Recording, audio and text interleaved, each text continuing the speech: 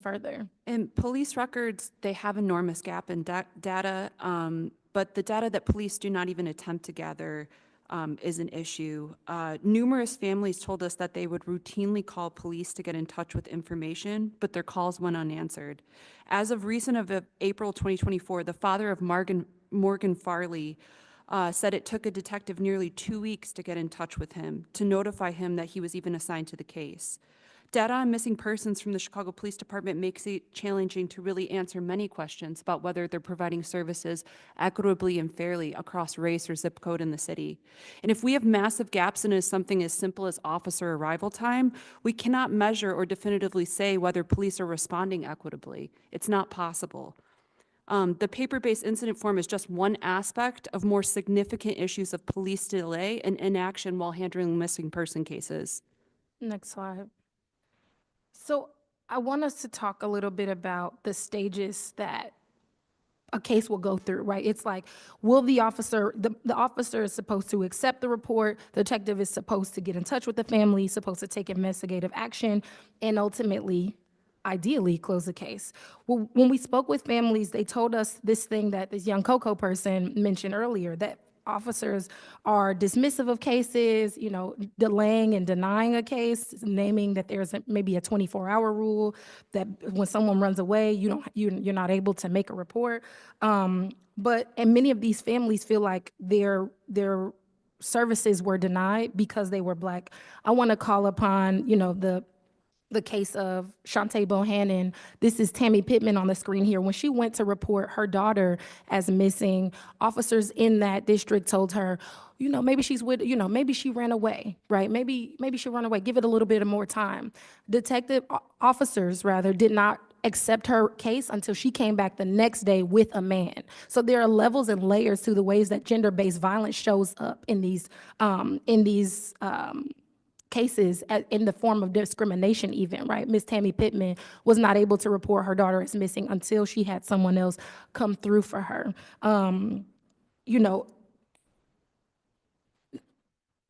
We also heard multiple cases where officers didn't follow through on investigative leads, et cetera. And ultimately, Miss Shantae Bohannon's body was found naked in a garbage bag, and her death is undetermined. Although there are breadcrumbs of information connected to Shantae Bohannon's case, although there is a pattern that many people have identified, her case remains a cold one. Go to the next slide, please. I want to call upon this, coming back to domestic violence, because I want to talk about Ms. Sonia Rouse's case. And thank you again, Bridget, for being here today. Shortly after Sonia had her child, she experienced postpartum depression. She was in an abusive relationship with a guy who she was staying with. And when her mother went to report her as missing, she told detectives, this guy, I've gone here, I've gotten my child from this house, he has harmed her. At the time, the guy she was last seen with was technically in IDOC. He was on a work release program. Detective Yaversky could have gotten, IDOC offered to bring the guy she was last seen with to Statesville so that he could be interviewed. Detective Yaversky said, you know what, I'm gonna wait until he gets out of jail. When this guy got out of jail, he was alive for a year, sitting on the couch, and in the same house where Sonia Rouse was last seen, and he died of a suspected overdose, right? Detective Yaversky had no idea that this guy had died, and had no idea until Sonia Rouse's family called it to his attention the next year. All of the evidence related to Sonia's case was able to be cleaned up because this detective didn't do his due diligence. When we looked at Detective Yaversky's misconduct records, we could see that he himself was a perpetrator of violence against his wife and daughter. So we wonder and ask to ourselves, what is the impact of a detective who is a perpetrator of violence within his own home on the cases where of survivors of domestic violence? Next slide. And we come to you, the Public Safety Committee. You're gathering here today to understand the issue of missing women and girls in Chicago, how this impacts Black children, Black people, and there's space for you all to inquire into these issues. There's really important questions that need to be asked by a future city task force. You need to ask regarding reporting and police negligence. Will CPD follow suit with other major police departments around the country and digitize its missing persons form, which could ensure that data is collected and cases would reach detectives more quickly? What training needs to be in place regarding reclassifying missing persons cases at crimes? What screening or data collection needs to take place to record what potential crimes occur while a person was missing? Of the 54 police complaint records related to missing persons from 2011 to 2015 that we analyzed, we found only one complaint was sustained. This leads to the following question: what can accountability look like for families? What can it look like for police? How can the public have more accessibility to understanding their rights regarding how police handle missing persons cases? We can turn to community investment. I think it is a blessing if you look at this room today. Coco is here, Move is here, Good Kids Mad City. We have Ernestine Daughters. There's so many community members that are here. There are youth here.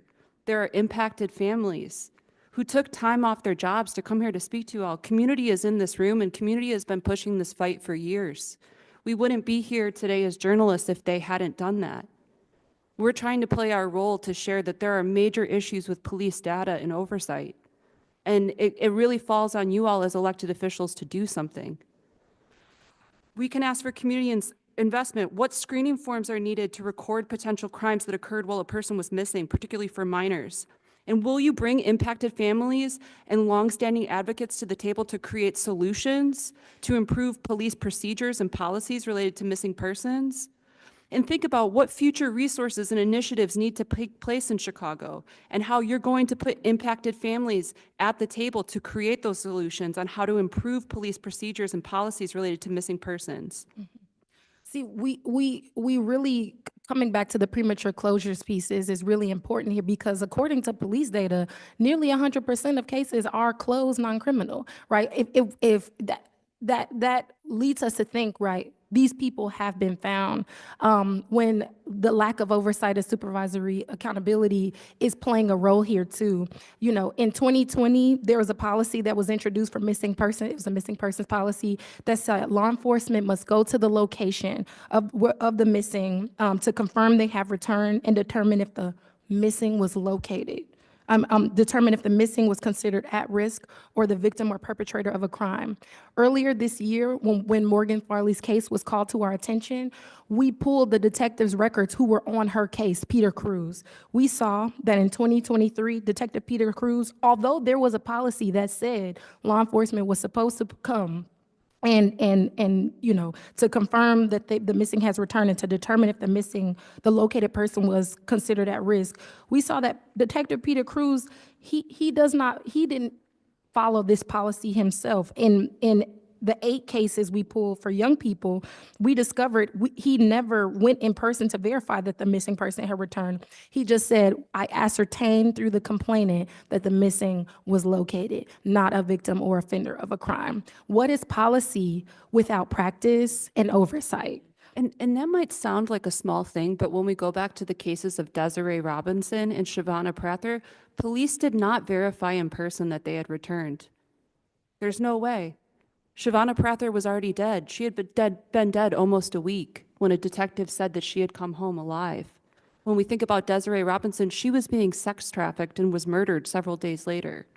So a policy like that, making sure that it's actually happening, that detectives are really going in person and verifying, and, you know, to reference Trina's point about Peter Cruz, it's extremely important. And when they tell lies on family members, right, they shift the blame onto the complainant, the family member, because in those reports, they are saying that we spoke to the complainant, she said, or they said, the missing had returned and been located, shifting the accountability away from law enforcement. I just want to say last thing, because I know we're running on time, but so many people have talked about Amber Alerts.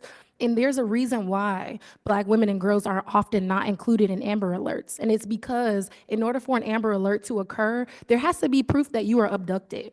But when the narrative is that you just don't want to be found, when the narrative is that you ran away, they're not going to put out an Amber Alert for you. Thank you so much. Thank you.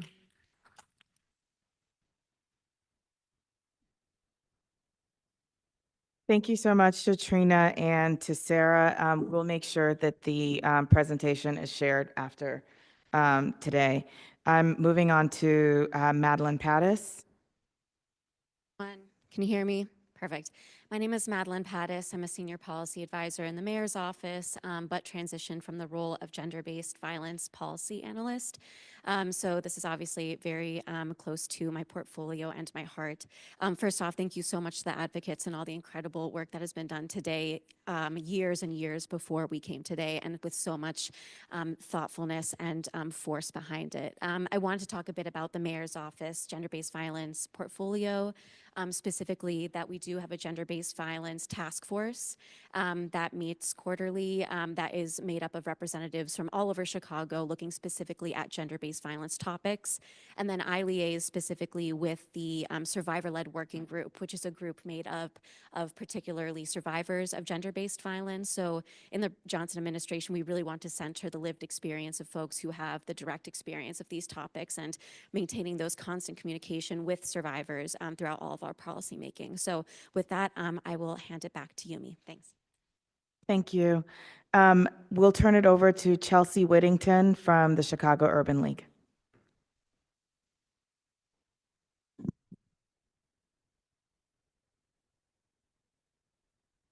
Good afternoon, everyone, and thank you so much for this opportunity.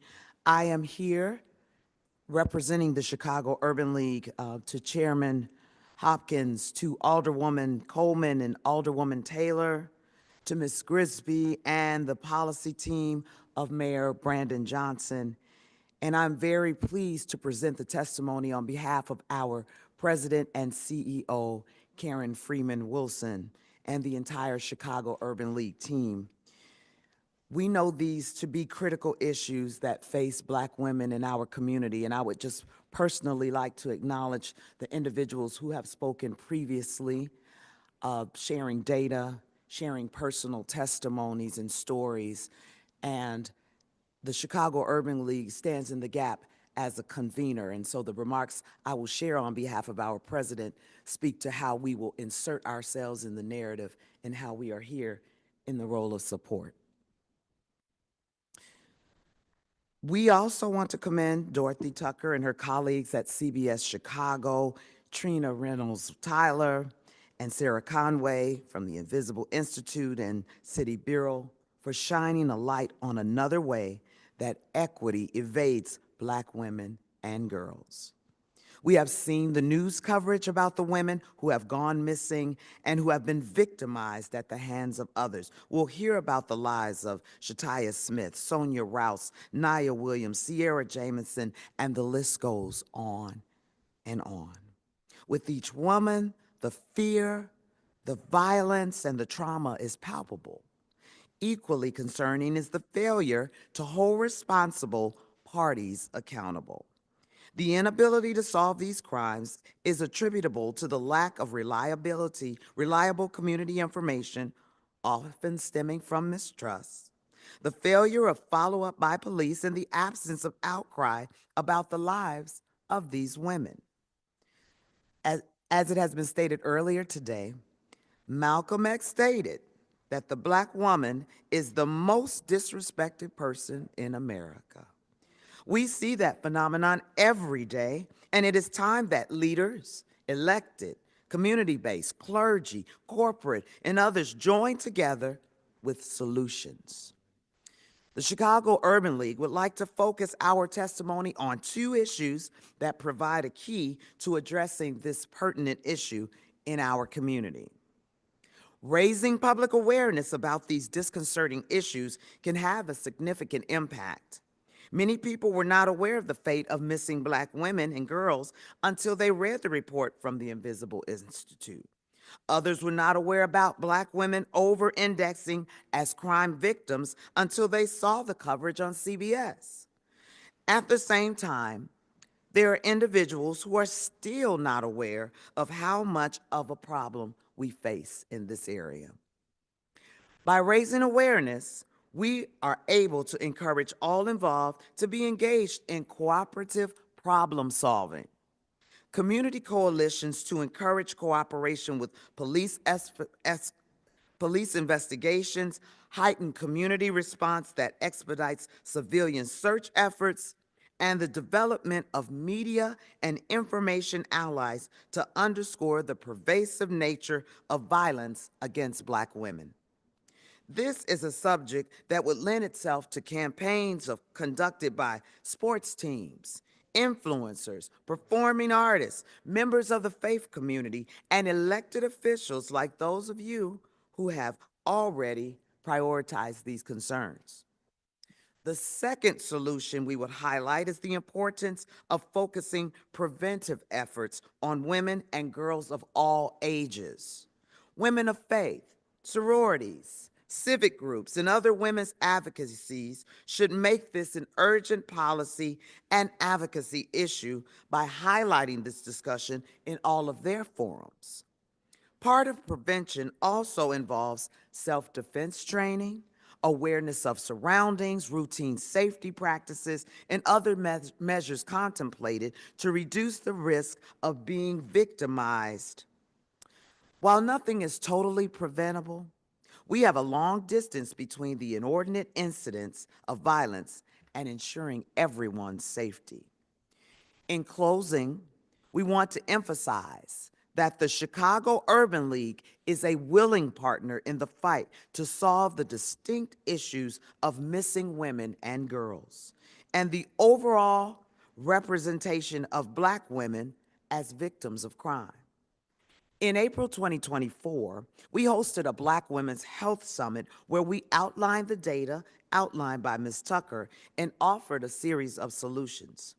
We also stand ready as a community convener to assist in developing community-centered solutions. In fact, at the start of this meeting, the alderwoman greeted me and let us know that they are prepared to take this show on the road. Very often, we are faced with solutions that require new laws and guidelines. The laws are already on the books. What we need to do now is resolve the commitment of all involved to treat these issues with the urgency they deserve. Thank you.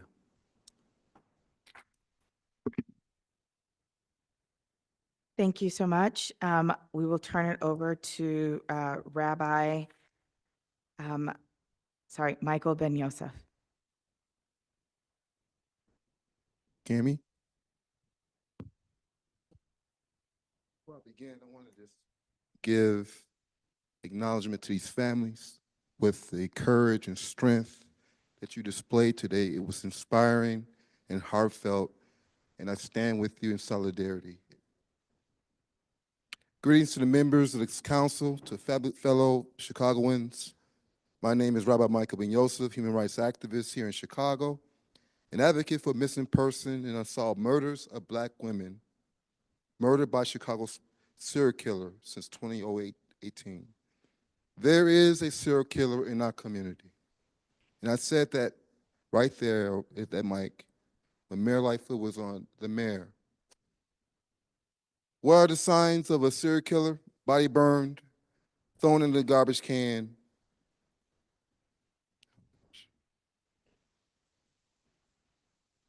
Technology. The victims chosen are from the south side and west side of Chicago. To learn more about this, please look at our website that's dedicated to the unsolved murders of these cases, www.whokilledourgirls.com. It is an honor and a privilege to come here into this chamber and to my peers to add to this conversation to help bring about much needed change in our city. That change is to address the ongoing problem of Black women becoming missing person in Chicago. As an activist, I work with many families in many areas of concern, even families of missing person. I work with the families of the missing person like the Kira Cole's family, the postal worker who have been missing since October 2018.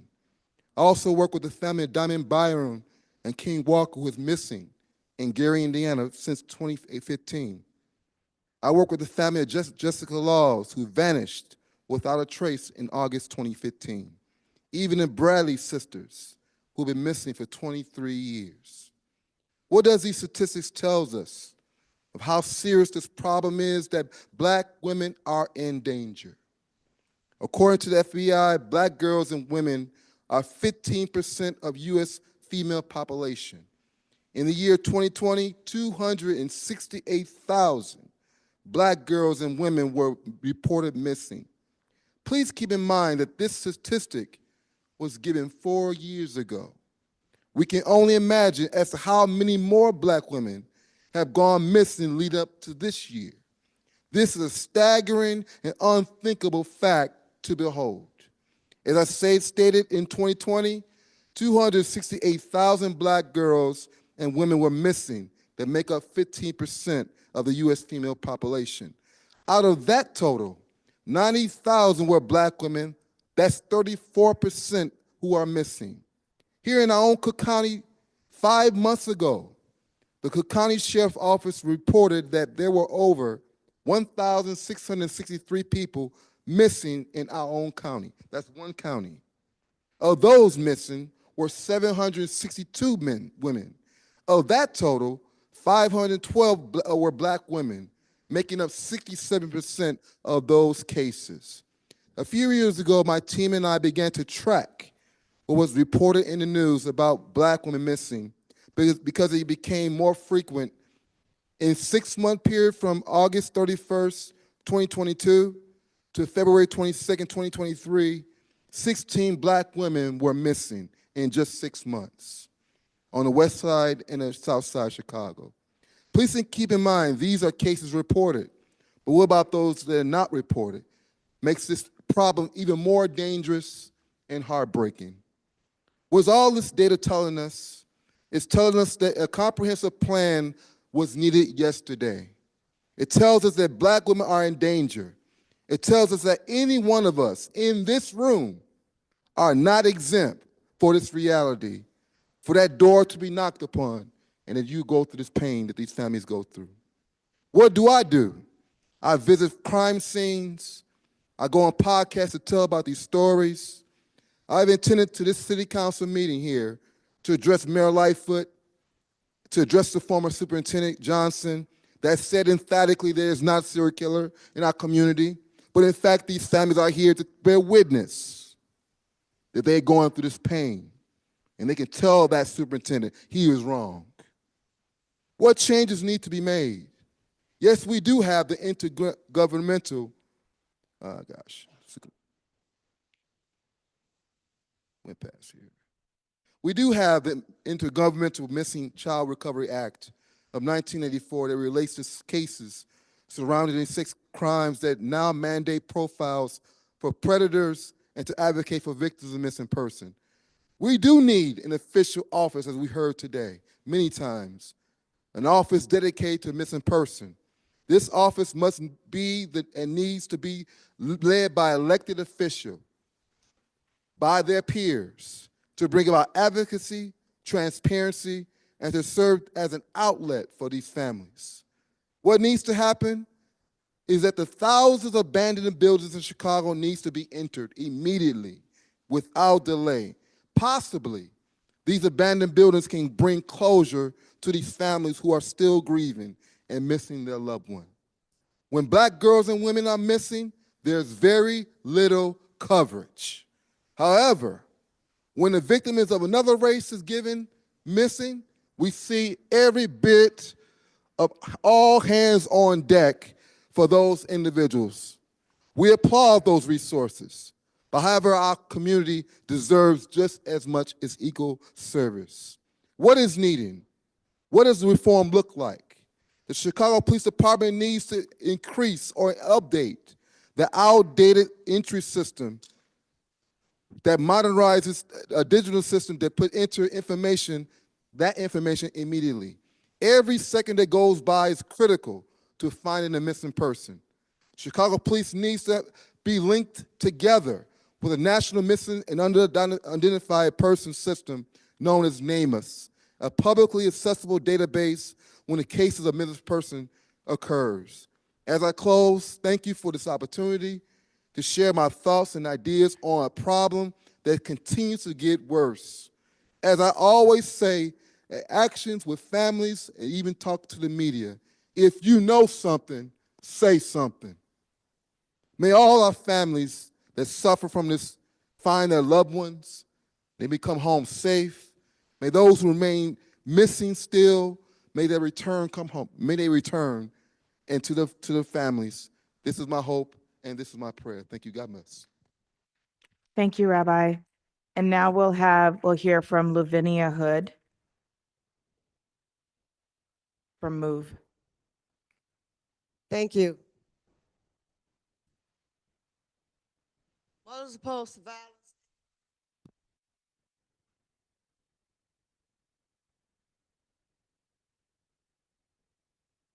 Can you hear me, everybody? Thank you. Mothers Opposed to Violence Everywhere is an organization who have been mentoring young girls for many years now. While we mentored these young girls until they got to ages like 11 or 12 and even in the 8th grade, they came to us and let us know that individuals, men, was trying to kidnap them in vans, okay? So what we did, our organization, a group of women, we had to get out there and monitor while the students was traveling to and from school to keep them safe, okay? After this happened, Shantaya Smith and her mother, LaTanya Moore, was members of MOVE. Shantaya Smith was murdered, beaten to death, and body thrown in an abandoned garage with a car on top of her. As we went on with that, Sadaria Davis, 16 years old, she was beaten and murdered and left in an abandoned building. I said that to you all because this is very, very dangerous, and it's extremely important. Black and brown communities suffer the most from missing person cases, yet have the least amount of resources invested, including high-profile cases, investigation tactics, and the least amount of community alerts and media coverage. And here is what we are asking of you all. We want the creation of an office here in Chicago or the state of Illinois. And we want that office to be completely dedicated to the work of missing Black and brown person cases. I don't think that that's too much to ask of you all. After all of these years of working hard, standing on the corners, when kids traveling to school, getting out of our beds at night, making sure that they're safe, making sure that they're traveling in groups of 2s and 3s. We lost a lot of sleep. Santaria Davis and her mother would not let me or Reverend Hood sleep day or night. Our phones rang to 12 midnight in the morning. We got no rest, none whatsoever. And we feel seriously that it's not asking too much for you all to establish an office here in the city of Chicago or the state of Illinois that will be dedicated completely to Black and brown missing women and girls. That's how we feel, and we're serious about this. And I want to thank you all for your ears and everyone else of you that's in here. We're sick and tired of being sick and tired of these women and girls coming up missing, and boys. We're tired of it. We need your help bad. We desperately need you to help us because we're getting tired, but we're not going to stop. This is why MOVE decided 5.5 years ago to do a documentary on the Chicago Strangler. Or should I say stranglers, because I believe that there are many of them out there. So we need to nip this in the butt and save our children now and the generations to come. You, and you are getting old as we are. We need your help, and we're serious. I'm angry, I'm sad, I'm hurting on the inside, but I ain't gonna die. And MOVE is not going to quit. We will continue to do the work that we are doing until we get an office here. We need it. Thank you so much once again. Thank each and every last one of you.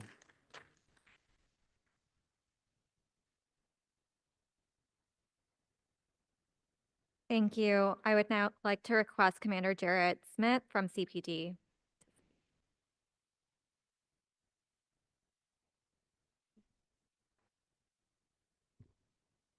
Commander Jared Smith, Youth Investigations, part of the Bureau of Detectives.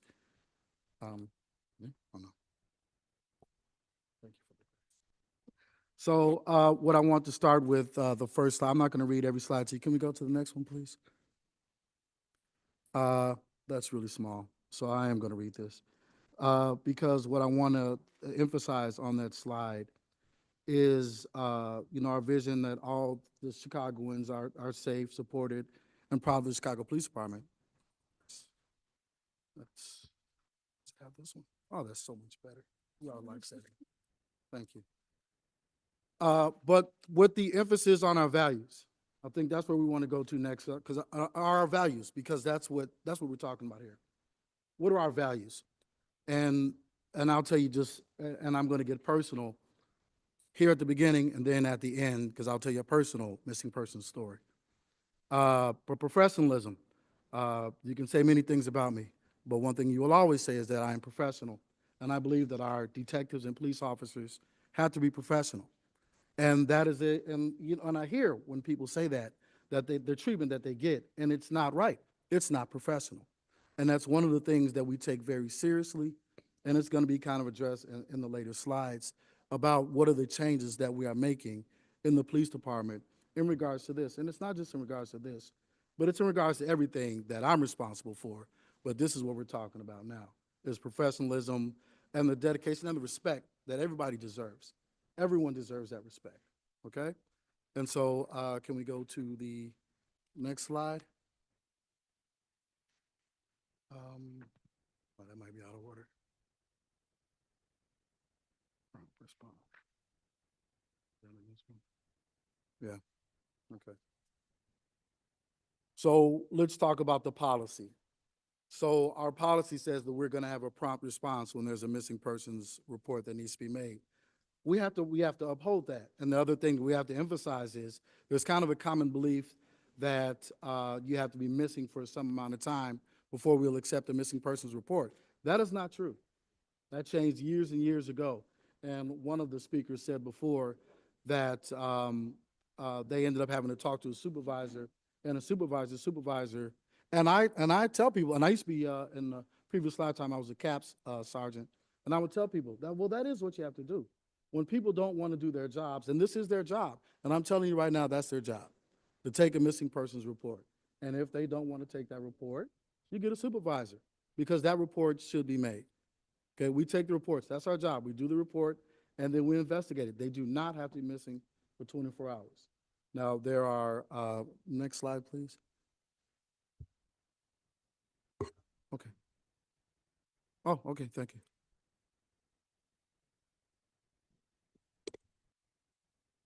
How about now? Okay. Well, I'm sorry you missed it. What I said was great. Let's see, where were we? Oh, okay, so that's, I'm gonna just go over fast over a couple of these slides, because I think the most important thing is gonna be, what are we doing now? Because, I was raised in the church, and faith without works are dead. So what is the police department doing? What changes have we made? What improvements have we made? Okay, so I'm gonna skip ahead to, there's a slide that says missing persons resources. So that one right there. So that's one of the big changes that we've made. I got to go really out of order, because what I want to do is be respectful of everyone who's spoken here today and kind of address some of the concerns. So I'm going off script, okay? So what we're going to talk about is, one of the common things that I've heard is the automation of a missing persons report. That's done. We've done that already. And so what that'll do is speed up the dissemination of those reports. That's done. It was one of the last reports that needed a signature, and we weren't even sure why. It fell into the category of things that we did because we always did them. And one of the things that I was like, well, we shouldn't do things just because that's what we did before. We have to look at what makes the most sense, and automated made the most sense. And so it is. It's automated now. Okay? And then one of the other changes that we made is this missing person information notice. So now when you get the missing persons report, and these are all publicly available now, When you get the missing persons report, you have a notice, which has this information on there, and it's got the 1-800, the lost number, it's got the National Runaway Safe Line, it's got Illinois State Police Clearinghouse for Missing Persons. This is all information that we're giving to the victims of, the complainants in these missing person cases. It also has information on human trafficking, support for victims and families. This is something that we're giving because we're not just taking a report. We have to kind of change the way that we treated missing persons, which included giving help. Sometimes what these people need, what these families need, especially when you're talking about juveniles, is they need some help. So the police department, if we're in a position to do that, then we can. So that's one of the things we did. And that's also part of what we've done to strengthen the preliminary investigations of these missing person cases, which is one of the things when the order has been revised, and one of the things that is in the order is, like one of the speakers said before, is actually making sure that that the return has been verified. So in high-risk cases, that is a thing that's going to be in the report, but we have to make sure that that data is collected. So that's a down the line thing that we're doing, is we have to change the way that we do our data also. So I think yeah. So now I'm back on script. So we were talking about strengthening preliminary investigations, and then we're also talking about the follow-up investigations. That's where you get your detectives who are going to be assigned. And the automation of the report, like I talked about before, it makes that a faster process. Now you're not getting the delay from when the report is actually done, a paper report, when that goes to review, and then that report comes into the office. We're getting the detectives, which we're getting them right away, but we're going to be getting more information right away, because you weren't getting all of the most pertinent information right away because you have to wait for a paper report. Now it's automated. Everything, and with a stronger preliminary investigation and an automated report, that detective has more information right up front when they start the investigation of missing persons. So all that's going to do is make the investigations better. And as far as and when a person is returned, the detective, it is their responsibility to find out what did happen to that person. They are supposed to screen what happened to you while you were gone. But now that we're going to automation, we'll be able to make sure that stuff is actually filled out. Because a lot of the information is caught in narratives of reports, but those aren't easily searchable. We understand that there were some data problems, that we're actually making moves to kind of to enhance our missing persons investigations. If we could go up to, there's a steps to enhance missing persons investigations. The next one. So the big thing that we've already done is the automating of the missing persons report. We believe that this is going to be a game changer as far as the reporting and advancing these investigations goes. We published the missing persons the incident notice, and that's in 5 languages, I believe. That's the notice that I talked to you about earlier. We also are making it's already created. We have a guide. Like I talked about, we have to strengthen the preliminary investigations. Those beat officers, who's taking that initial report, we need all that information, the best information. So we're having this guide that's going to be available that's best practices, the national best practices of information that you get at the front end of an investigation. So we have that guide, and so that's going to be available. So if you're making a missing persons report, these are the things that we need to know, that let's get that information up front to make these investigations stronger.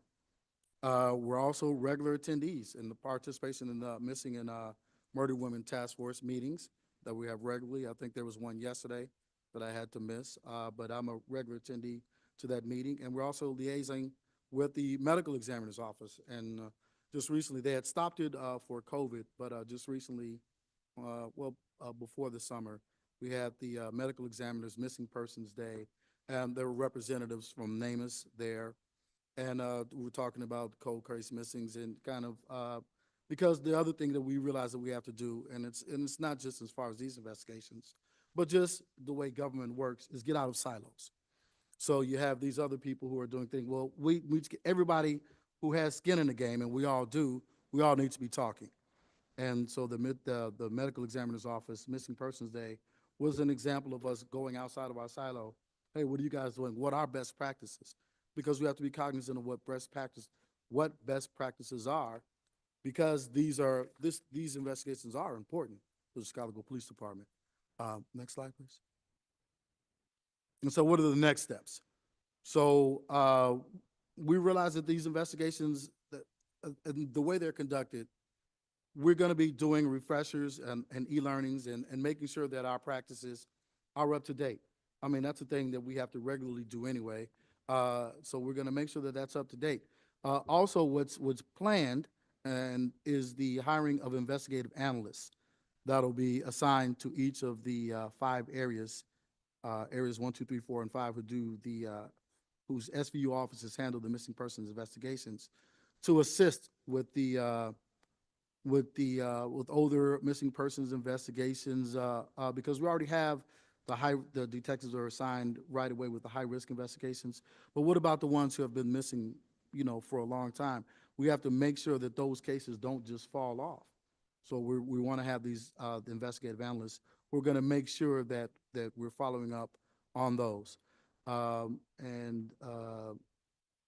The other thing that we were talking about in partnership with DFSS, and these talks have really just gotten off the ground, is we have the partnership with them as far as the Youth Intervention Pathways Program with service providers. And one of the things that we were looking at modeling is when we talk about the juveniles who run away, you talk about the ones who have run away more than once, more than a few times. We want to connect the families. We want to attempt to connect these families with services as opposed to just closing a missing persons case, because we have to acknowledge that there's something going on there. And so we're in a position, like I've said before, if we're in a position to help, then we should help. And so that's some of the things that are on the horizon. And the other thing that's on the horizon is a data thing, because the missing persons, when it's created as a missing persons case, it's a non-criminal case. Being missing is a non-criminal case. And so when we close it, that's why it's closed non-criminal. And so it looks like we're saying that no crime has occurred, but that case, which was open as a non-criminal case, is closed. So now what we have to do in order to track our data better is change our classifications. And so that's what we're working on now. We have to change what the categories are as far as when we're closing it. When is it reclassified? We're going to be separating out if a person is located or returned. We're going to make sure that the reports, it can't just be in the narrative, but there's another report that's created. With it being automated, we're going to be able to say, okay, we'll put in that report number. If you're saying that there's another incident that this is associated with, we have to be able to associate that. But that's a data thing, and that's way above my head, but it is a process that we have acknowledged and that we are working on. And I think that's about it for me. I'm sorry. There's one other thing. We have a palm card that's gonna be associated with missing persons. We have it right now. It's just it's a palm card for the police officers, but we're looking at making it a part of the FOP guide that each police officer gets. So it's a resource that's gonna be readily available to everyone as part of our process of strengthening these preliminary investigations. And so I think that's the last slide for me. That's it. Thank you for your time. Thank you so much, Commander. We have come to the end of our presentation. Thank you all. And I'll turn it over to Alderwoman Taylor.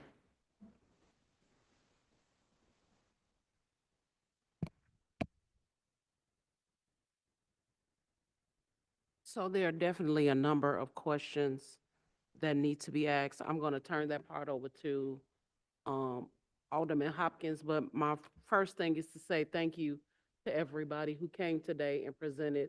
It's been a long day. We've been here since 9:30, but this is a long conversation that's been overdue, so I want to say thank you to everybody who stayed and who is still here. My first couple of questions are to the Invisible Institute and CPD.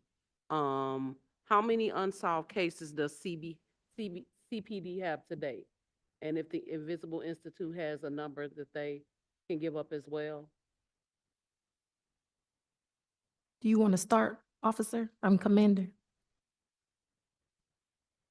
Information to the chair. I don't have the number of open cases readily available. So the last time we received data from CPD was in August, and when they gave it to us, they gave us the cases from 2020 to August of 2024. At that time, I'm sorry, I'm just running the data. At that status, located close, at that time, there were 557 cases which remain open assigned and one open unassigned. 78 were suspended. And that is from 2020, cases which were open from 2020 to August of 2024. It's a little disheartening to hear that CPD did not come with a number. Like, I can't understand that. Like, we are having and this is not a new conversation. This is not anything that I have not been talking to the superintendent about. And so we don't have a ballpark number. We don't have a year to year. We don't have any of those numbers to say, because that's important. And why it's important is it pushes us to know that while this is already a travesty, those numbers are important for us to give to folks who come to say, and she said between 2020 and 2024, you said 557? Yes, ma'am. And there were 40,000 incidents, And that's just a little over. And can you explain to me, and I should be asking him, but I'm gonna ask you, what does incident mean? So when a person is reported missing, for every individual who is reported missing, for every individual, there is an RD number. And that is like an incident, right? And so even if there is like in an event, 2 people are reported missing, both of those individuals will get an RD number. And then that RD number the beat officer generates that RD number with OEMC, they send it to missing person section. I'm sorry, I feel like I answered your question, but I rambled a bit. So it's like an RD number is the case of a missing individual. This question is also for both, if you can answer. Is there a database or a dashboard when it comes to missing women? So in the city of Chicago, there is no database or dashboard for missing people. You know, some cities have done a great, Montana and Minnesota and Washington DC both have dashboards after they did some digging into their missing persons pipeline. But it would be crucial in the future for missing persons cases, as there were a number of people who we spoke with who learned by way of our conversation that their loved one's case had been suspended, or also learned that their loved one's case was prematurely closed. We spoke to the Washington DC Police Department, and they have a dashboard for their city, the district, where they put out missing persons data so the public can better understand like what exactly does this look like. So there's definitely precedent of that happening, and it's possible. This question is to CPD. How many detectives do you currently have working on missing persons? The number of detectives assigned to missing persons cases are gonna vary because they're assigned throughout the SVU offices. So we'd have to contact each office and find out how many detectives they have assigned doing missing persons, areas 1 through 5, their SVU offices. You said 5? 5, the 5 areas. Oh. So is there somebody in every police district, or they're just 5 detectives that? So there are 5 detective division areas, and all the missing persons are assigned to detectives in each one of the areas. Currently, does CPD work with the state and FBI crime labs for unsolved or missing person cases? So one of the things that they have to do with cases that have been a little older is get the information entered into the naming system. So that's one of the some of the the missing persons database. And so they do those kind of partnerships with older cases. They also, there is some FBI, but they do the same thing. It's all kind of the data with that. And if you suspect that a missing persons has crossed line, then you may go with the FBI liaison. So that there's a liaison that kind of works with FBI offices. And we're trying to, at this point, trying to strengthen that relationship with all the areas to make sure that everyone knows that that's a thing that's available to them. I would like to just quickly note, if possible, just because NamUs came up, one of the premature closure cases we identified was the case of Lindsay Franklin Murray. She went missing 2011. She died at a bus stop of a heart attack on 2013. About a year later, Chicago police detective wrote a report saying the missing had been located and was not a victim of a crime. She was a Jane Doe in the morgue at the time. Because her daughter attended a missing persons day with the Cook County sheriffs and the medical examiners, he mentioned this missing persons day earlier, her daughter gave DNA. And because of her daughter giving DNA, she went and her case was added to NamUs.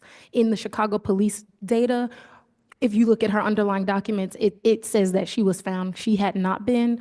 Commander Jason Moran with the Cook County Sheriff's Missing Person Project, when he was digging into Lindsay's case, he discovered that Lindsay's case was prematurely closed. And even that, he knew that she had not been found. He was able to match her DNA and reunite her daughter with her missing loved one. But I just want to make sure to demonstrate the kind of distance that can exist between the NamUs database, especially when we're not actively putting in those cases into NamUs on a regular basis and doing our due diligence.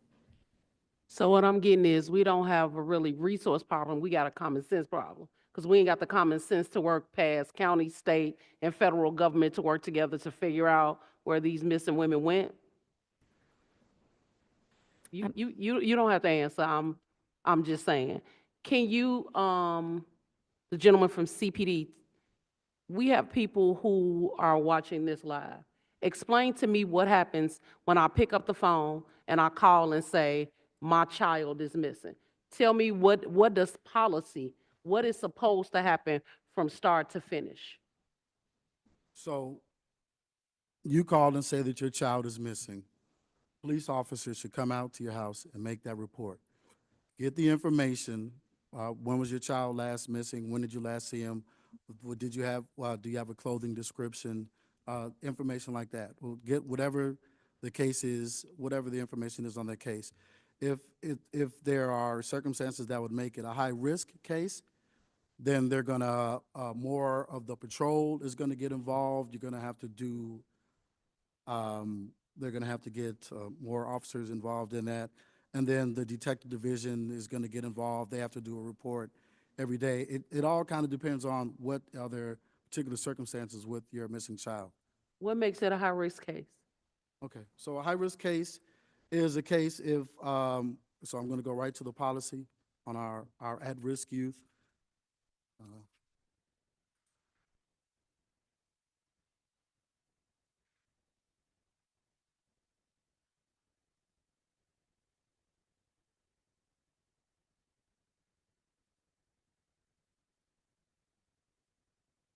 All right.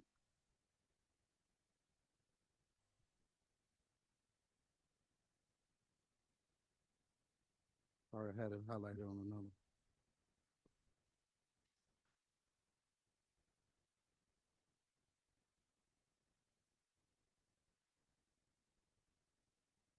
No. So an at-risk youth is going to be someone, we're talking about a young child, we're talking about someone who's got, we're talking about like a small child who wanders out of the house. Can you tell me what that age is?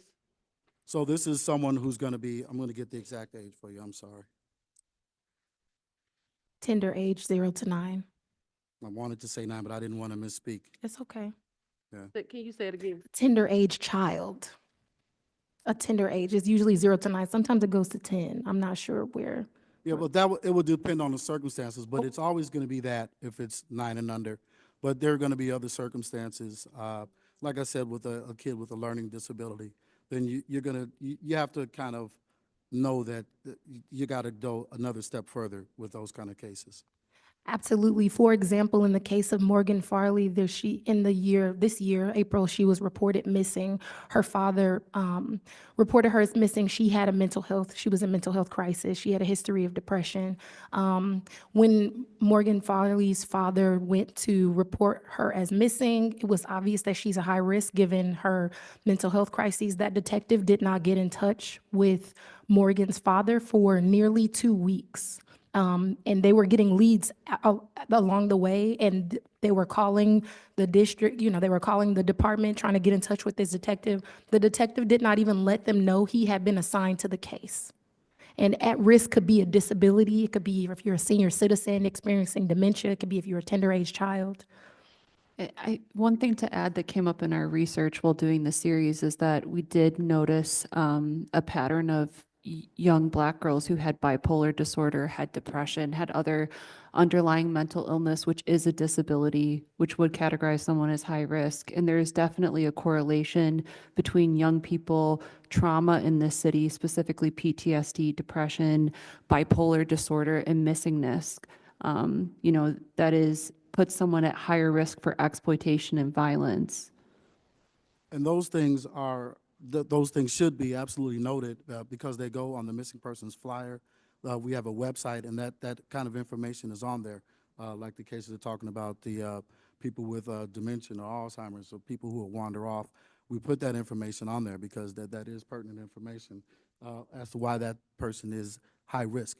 And those are the things that'll get, those are the ones that get blasted out in the news feeds. Like even on my phone, I have a Google News feed, and periodically a high-risk missing case comes up because the Chicago Police Department has put that information out there.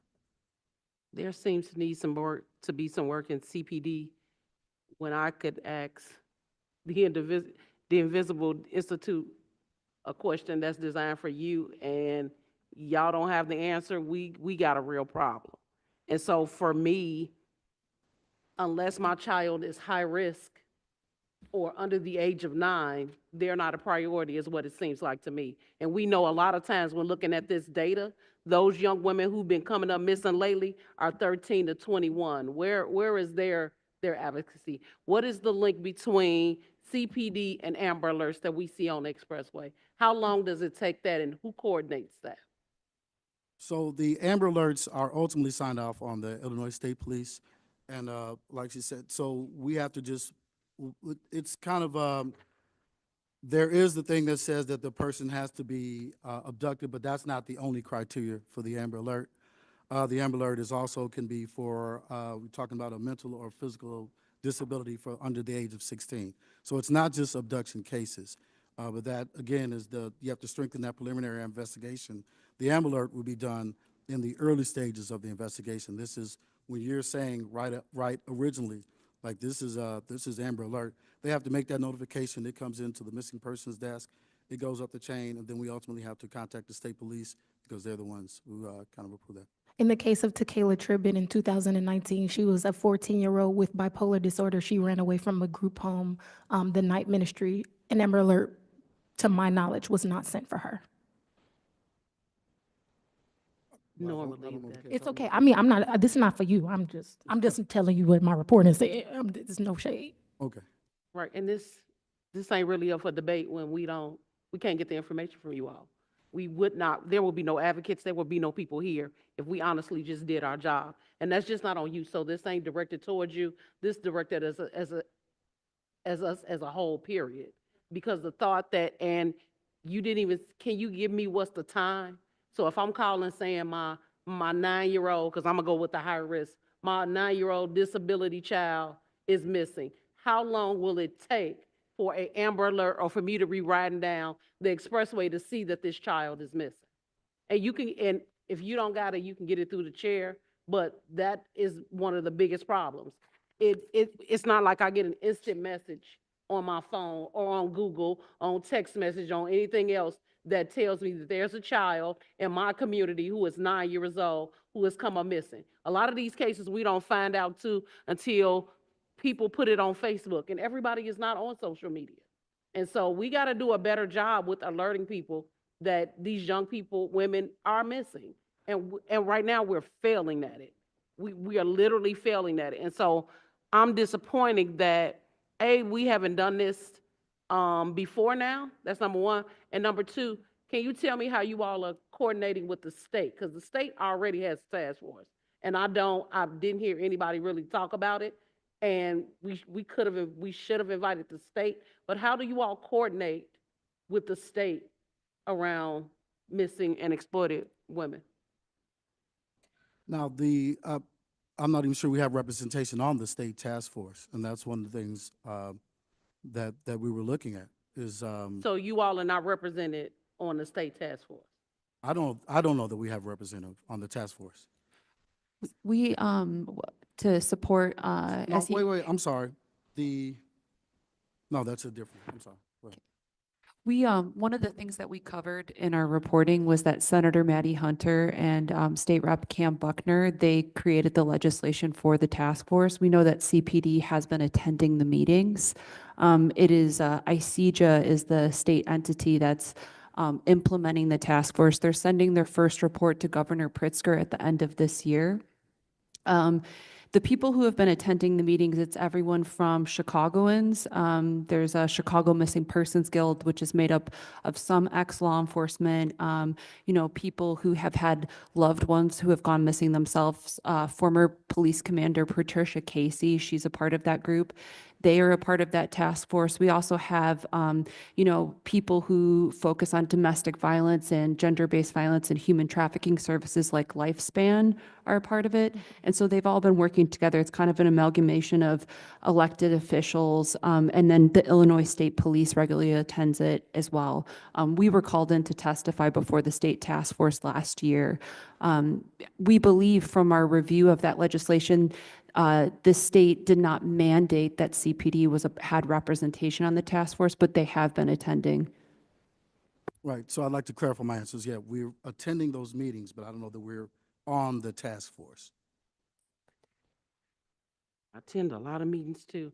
To the Institute, can you tell me something that you feel like is something that need to happen yesterday? While all of this should have happened day before yesterday, what are one of the things that you feel like CPD could, and I know I'm putting y'all on the spot and I'm not trying to, but one of the first things that they can institute to make a system that starts off better besides just having a conversation? Because we talk a lot.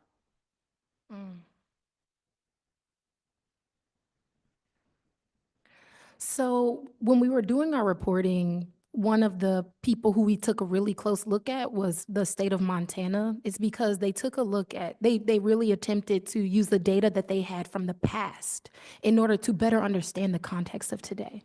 And so, what they did was they looked at the people who had been reported missing and they coordinated that with the medical examiner's data so that they could see what are some of the ways that people who are reported missing are found deceased, right? Because sometimes it's murder, sometimes it is suicide. So that's one piece. But then I think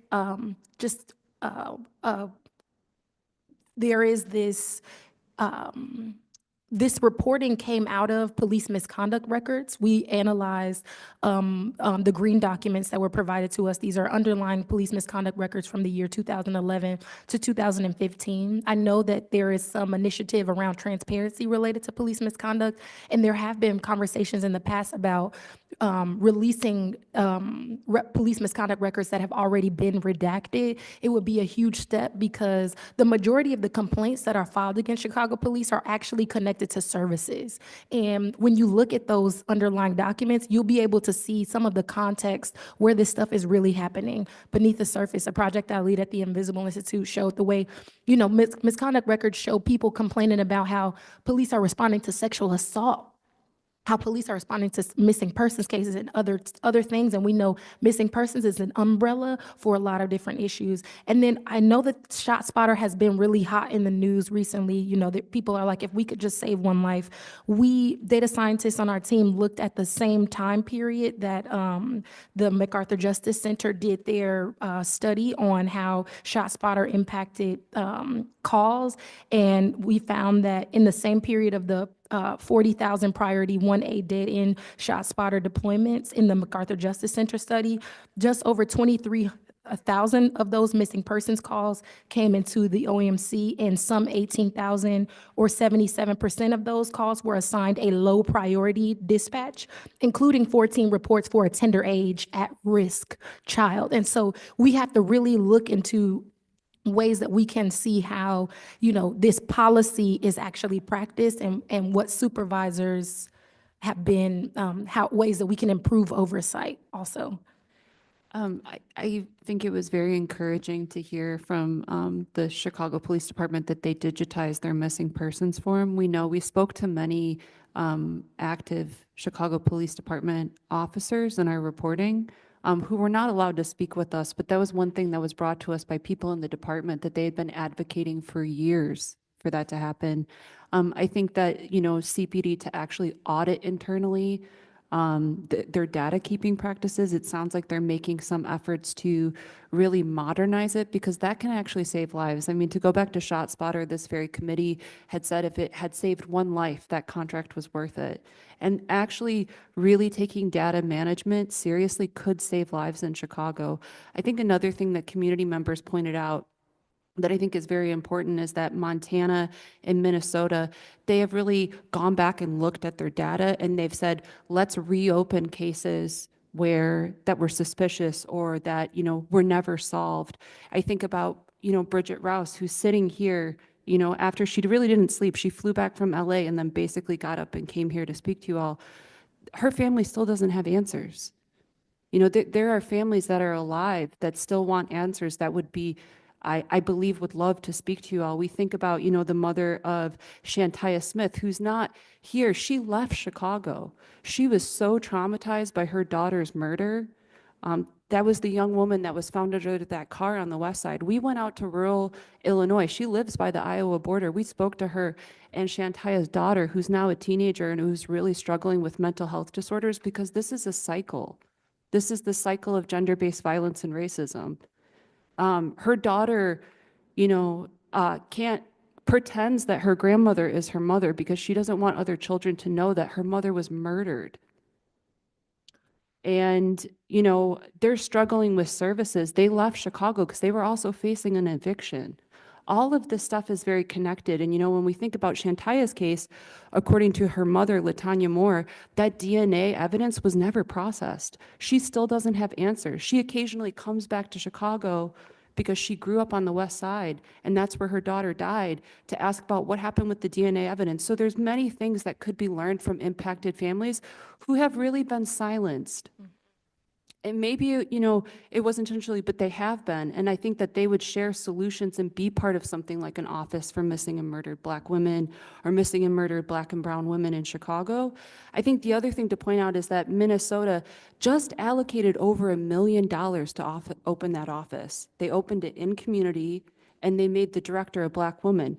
Chicago has the money to do that. If we were taking this seriously, $1 million is nothing, to be totally honest. And so we can look to other states that have had innovation, that are really putting money into things. And I think there are many impacted families who would really want to be a part of something like that. I say that because they've told us that.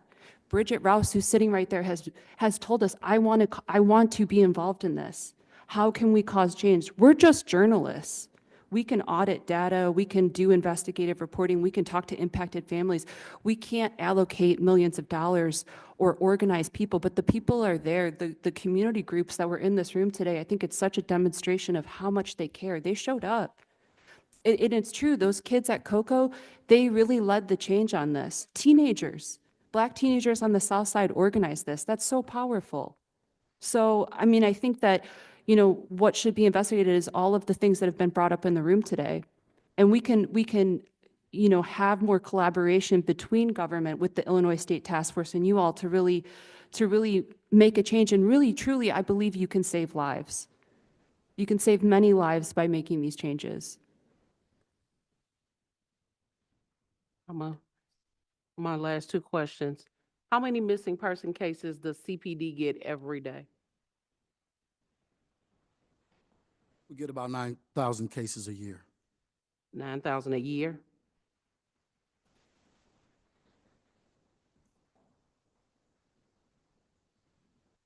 The last question I asked is actually for Ms. Tucker. Ms. Tucker, when you were investigating, when you were doing this investigative reporter, is there one thing that you felt like, other than them being Black women, that they had in common? You felt like after talking to those women, that you felt like they had in common? I think the one common thread was one of frustration, one of feeling like their cases were they basically felt disrespected, time and time again, they felt that they had gone to police to complain and their cases were not taken seriously, that they had to relive the trauma. And sometimes they said reporting it was worse than the actual event or as bad. They felt like they did not get the kind of respect and attention from prosecutors, that sometimes the police officers did not show up in court and their cases were thrown out. So there was an overwhelming theme that they just wanted someone to really focus on their issues, to focus on their crimes. These women, once they were victims, they had, if you're carjacked down the street from your home, if you're robbed around the corner, if somebody hits you upside the head down the street from where you live, you're traumatized. But they can't afford to leave the neighborhood, so they have to stay there. And the one thing that I remembered so many of them talking about was the impact that it had on their everyday lives, having to have been a victim 1 hour and then have to go home and deal with your family and deal with your children and try to mask all of that so you could get through your day, so you could get through every day. It's difficult. You had something to say. I saw your hand go up. The young lady with the purple, I'm sorry. I saw your hand go up and I just feel like, Well, get the mic. for the many years I've been, me? Yeah. I've been in this, I've Use the been, mic. and I did with the Yeah. Invisible Institute. I think what a beautiful name. Talk in the because mic. we're considered invisible. Police officers, they don't connect with the agencies that they're supposed to when things happen on a lot of cases, such as DCF and the police are supposed to work together. There are so many rifts between different offices here in the city of Chicago and how they don't want to work together. It's not a thing of us not working together. It's the different offices in the city of Chicago. We had an 11-year-old girl come out the motel on 100 in Halstead with a 42-year-old man. And as CPD should have done was report that, they were supposed to arrest the man first. I mean, period. If that, and we all felt that was, I mean, she was a Black girl looked upon as not a child, but they trying to treated her as a woman. The maid called the police, reported that she had came out the room with a 42-year-old man, and she was banging on the door. She told the police they had intercourse, and that she was 11. And he was not arrested. She was not taken to the hospital for a rape kit, for any type of medical services, and was dropped off at home, saying that they turned it over to DCFS, because they reported her. She was a DCFS child, and had been in the system before. They did not connect with DCF, and you find that in many cases, those agencies that don't want to connect with other agencies, they have little rifts or little issues with each other. And the people are suffering because of that, because the investigations are not getting put through, the things are not getting reported, because our systems need to work together. And the more they work together, the better that it will be for us. It's not us breaking up. This is the systems. I've worked with them, and they talk about, well, we don't really get along with so this office and that office. That has nothing to do with the work that you have to do. So when Commander Smith was here talking about CPD, I saw he knew as much as his officers, which is nothing, because they don't know half the time what to do in these circumstances. Or if they do know what to do, they don't feel like we're a priority to go through the paperwork. Yeah, So- let me point out one stat that we didn't put on the screen, and something that stood out for me in our report. Between 2000 and 2022, for every one white girl under the age of 18 who was the victim of battery, there were 18 Black girls. This is something, when we talk about crimes against Black women, this is also something that impacts Black girls. And if you've looked at the research, what we know is that if you are the victim of trauma when you're young, look at the pipeline to prison. Look at the impact to what happens in that girl's life as she gets older. Look at the impact on the community. This is a problem that affects the city. It affects the communities. It affects the schools. It affects everything. So, this is why I so appreciate you having these conversations, because this is important. This is critical for Black girls, for Black women, and ultimately for the city. Members of the committee do have questions and feedback. We will begin with Alderwoman Haddon. Thank you, Chair, and want to thank my colleagues, Coleman and Taylor, for bringing this to us. And thank you to all of our guests.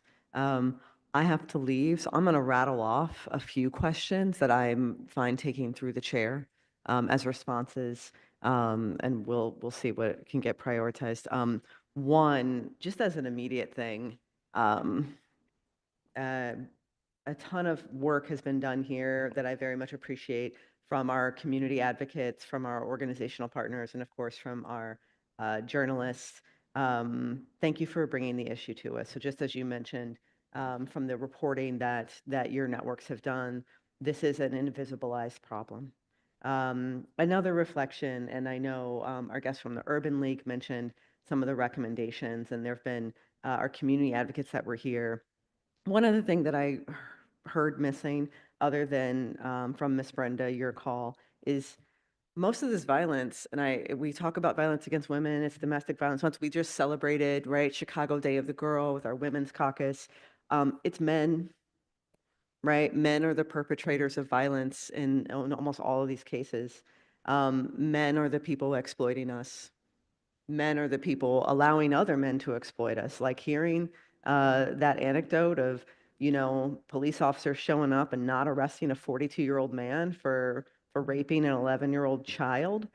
I bet they were men, right? So just a note and a reflection. Like, men, you got to get together. You got to do this work, because it can't always be us. Like, hearing those recommendations and growing up and always having this, it's always us that have to be more vigilant. It's always us that have to take self-defense classes. It's always us that have to work on what we're doing. And we do it. And we do it, and we train our sisters and our daughters and our friends to do it. But what are you guys doing? And I appreciate the men that are here and showing up and doing things, just a note. Thank you, guys. But I know it's a societal issue. We got more to do. Commander, could you clarify your division? What's your division again? I think it was youth. I'm sorry, youth investigations. Youth investigations, and I just wanted to note that. You know, Chairman, thanks for holding this. I wanted to say, Commander Smith, I appreciate you showing up here. I know the administration says this is a priority, but I don't know why we only have the Commander for Youth Investigations here. Where's the superintendent? Where's the superintendent? Where is somebody from the superintendent's office? Why do we have one representative from the Chicago Police Department here? It does not seem like a priority when that box is filled with one person from CPD and everybody else. And I feel like it's a reflection of the way this problem has been handled. And again, a piece of what we have to do better. This is what it's been. This is the dynamic, is community members and journalists doing all the work, showing up for our missing girls and women, and the city not doing it and CPD not doing it. Some direct questions. Commander, you mentioned, and I'm glad to hear about the automated reports. When was that enacted? I'd have to get back to the chair on that. It was earlier this year, though. Okay, so an exact date through the chair would be great. I'd like to know when that was started. I know these missing person information notices have been going out. I have been receiving them. I do appreciate, as a point of action for our guests and for the chair, and the co-sponsors, I've copied you guys on an email. So there was a young woman that was reported missing from my ward on October 16th, and then reported located on the 24th. And in one, I was happy to receive the communications. And they don't just go to us by ward. They have been going out to the whole ALD list. I've sent an email to you, Commander, and to Superintendent Snelling. One, because given what we've been kind of informed and educated about from the investigative journalist, I want confirmation that this young woman was actually found. And I've put a couple of recommendations on additional things that could go in the notice.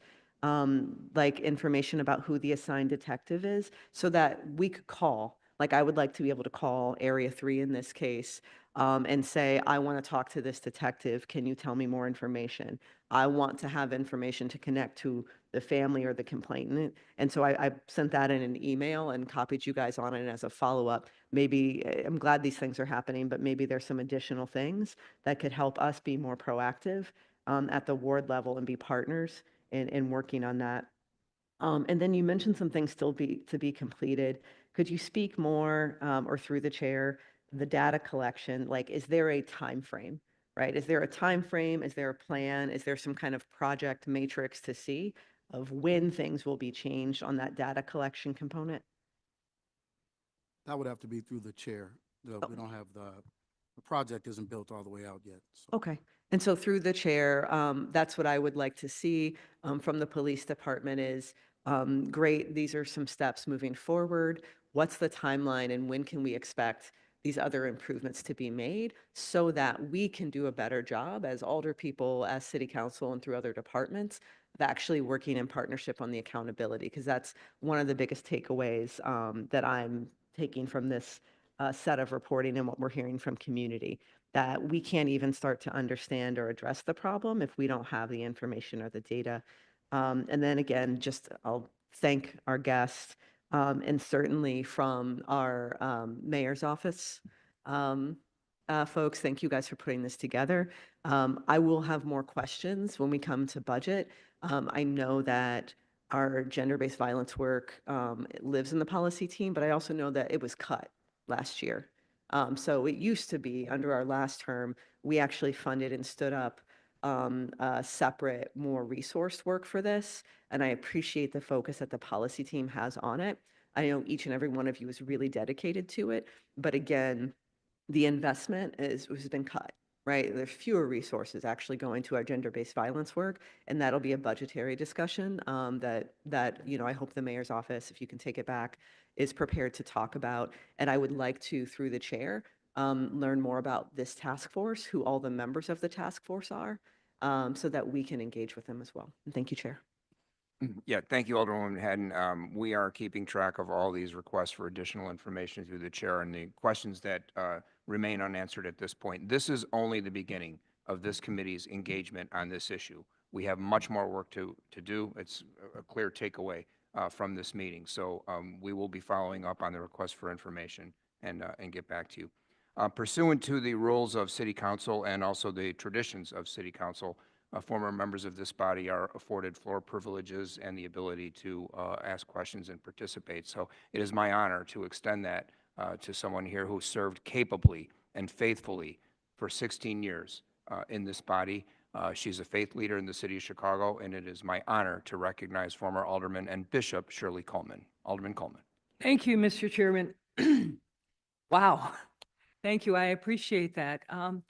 To you and the members of this committee, also to Alderman Coleman and, oh my God, Alderman Taylor, to everyone that have been here and given, I had a deja vu moment, you all, because back in the 90s when I was first blessed to become alderman, there was no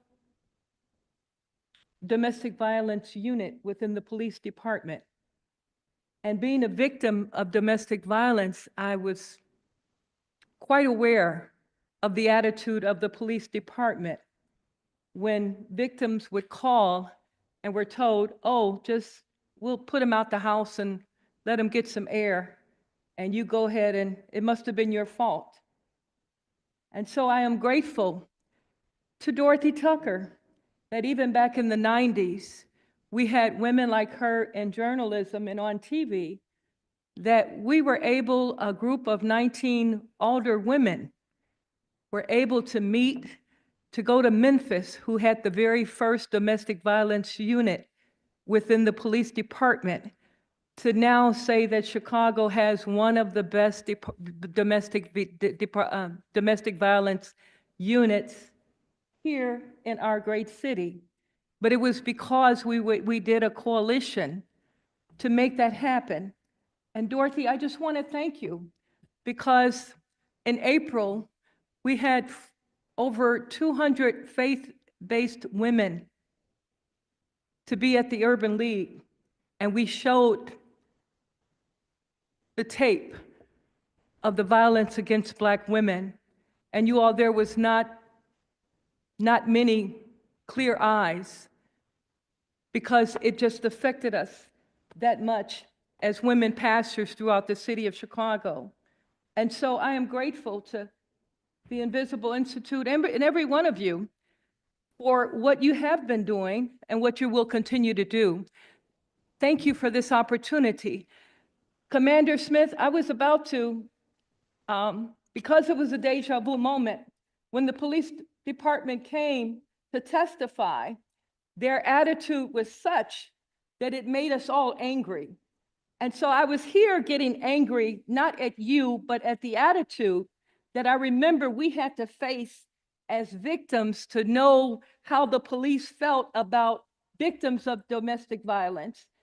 But since you are representing the youth department, I can't understand how CPD, knowing this was a hearing about missing women and girls task force, why there was no one here from the Special Victims Unit or even the Missing Persons Unit. There should have been someone here. And so please, committee, don't let that happen again.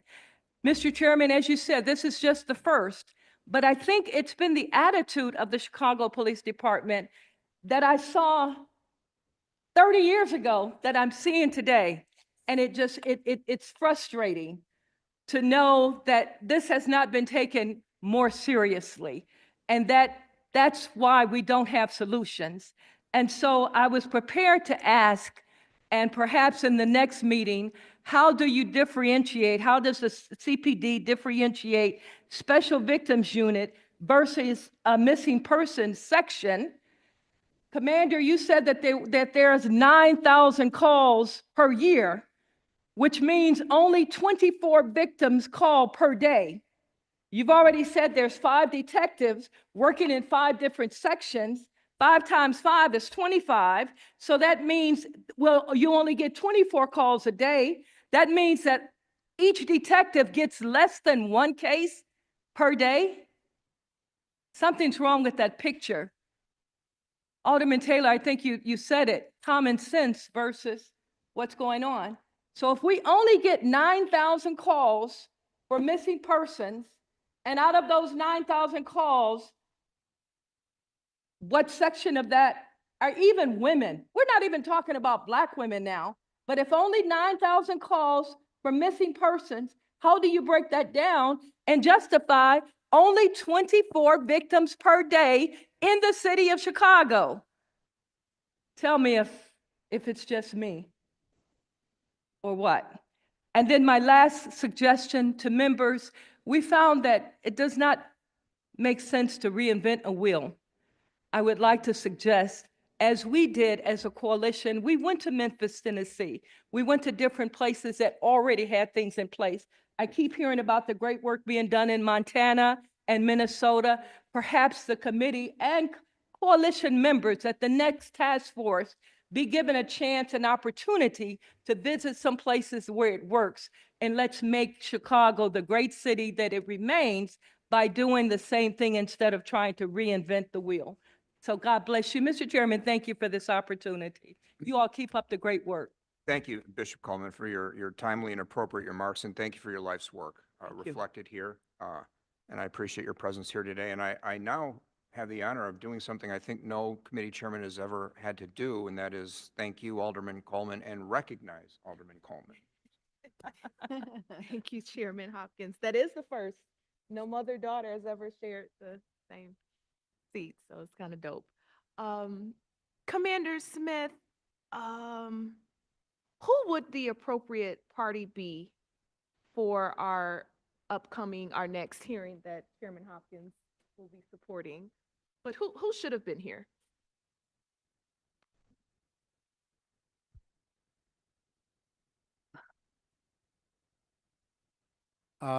Myself should be here, perhaps the deputy chief. It depends on what questions you're trying to get answered. As it relates to violence against Black women and missing women and girls, who are the appropriate parties that should be here representing the police department?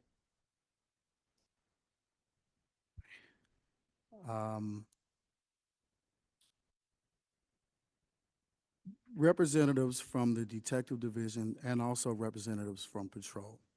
And then let them decide kind of who would be the best people to do that.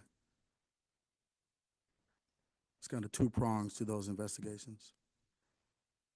Before our next hearing, at the appropriate time, I would like to know the nationality as well as the sex breakdown. You mentioned that there is an officer in the 5 areas of Chicago, correct? A detective? Yeah, there are detectives, you mean assigned doing missing persons investigations? Yes. Yeah, those cases are handed out in the area SVU offices. SB officers? SVU offices, the special SVU. victims units of the areas, Okay. detective divisions. And about how many districts are in one area? Depends on the area. Okay. Because there are 22 districts total. And Okay. they're split up between the 5. But it's not 4, some have more, some have fewer. Okay. What role, if any, does the Cook County Sheriff's Office plays as it relates to this subject matter? Let's go on missing person. So when there is a missing person, missing child, missing person in general, what role does the Sheriff's Office have? As far as during the investigation, During the investigation, the outreach of the missing person, just in general, if any? with your department, as the commander of youth investigations, do you work with the sheriff's office? Not, well, mine is a little different because I work with the sheriff's office and the state attorney's office doing other investigations involving sex crimes and children. Like we're also part of the ICAC task force, which is a partnership with the Cook County State's Attorney's Office. We have task force officers.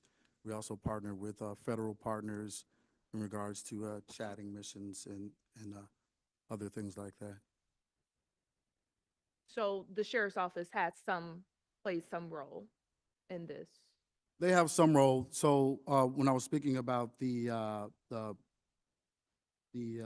medical examiner's office that day, we were trying to, that one of the things that we said that we needed to do was strengthen our relationship with Commander Jason Moran.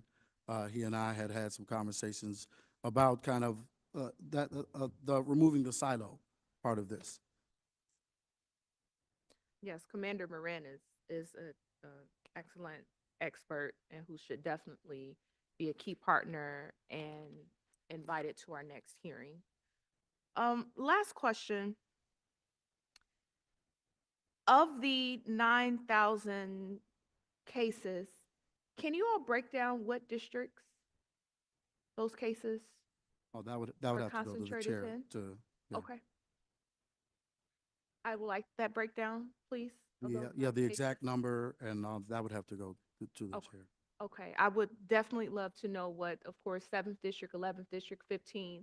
Let's find out where the concentration of these acts are, and perhaps that should be how we drive the resources to specifically, I don't think that, like Alderman Hatton, who I love, but I don't imagine her police district will need the same support as the 7th District, Inglewood, or, 11th or 15th on the west side. And to our representatives here at the Invisible Institute, am I saying it right? Yes, and City Bureau as well. And City Bureau, City Bureau. does the Crime Lab, do they do any work similar to, or do they focus on street? What is their role, or is there any partnership?